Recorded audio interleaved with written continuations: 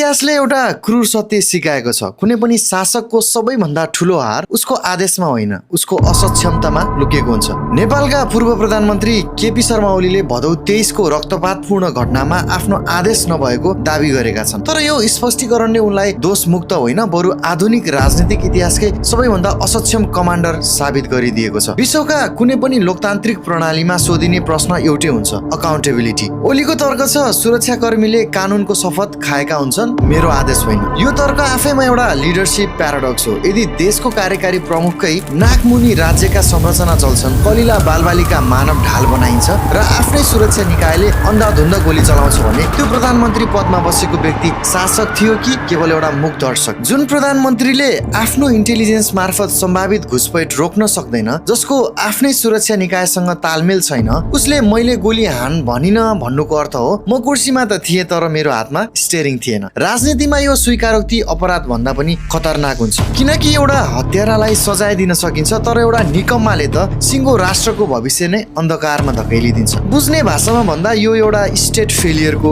Classic उदाहरण। राज्यको नेतृत्व पोस्टमार्टम गर्नका लागि होइन, दुर्घटना रोक्नका लागि लिइन्छ। सुरक्षाकर्मीको बन्दुकबाट निस्केको गोलीले केवल 19 जनाको ज्यान मात्र लिएन, त्यसले नेपालको लोकतान्त्रिक कमान्ड एन्ड कन्ट्रोलको जग नै हल्लाइदियो। स्पष्टीकरण त सडकको सामान्य मान्छेले पनि दिन्छन्, एउटा राष्ट्र प्रमुखले त नैतिक जिम्मेवारी लिने साहस गर्नुपर्छ। प्रश्न यो होइन कि तपाईँले गोली हान्ने आदेश दिनुभयो कि भएन, प्रश्न यो हो जुन मान्छेले आफ्नै मातहतको संयन्त्रलाई संयमित राख्न सक्दैन, उसलाई फेरि यो देशको चाबी सुम्पिनु कतिको न्यायोचित हुन्छ? तपाईँलाई के लाग्छ, सत्ता भनेको केवल सुविधा भोग्ने मञ्च हो कि नतिजाको जिम्मेवारी लिने कुर्सी? के हामीलाई यस्तो प्रधानमन्त्री चाहिएको हो जो दुर्घटनापछि मात्र बिउजिन्छ? आफ्नो विचार कमेन्टमा छोड्नु होला।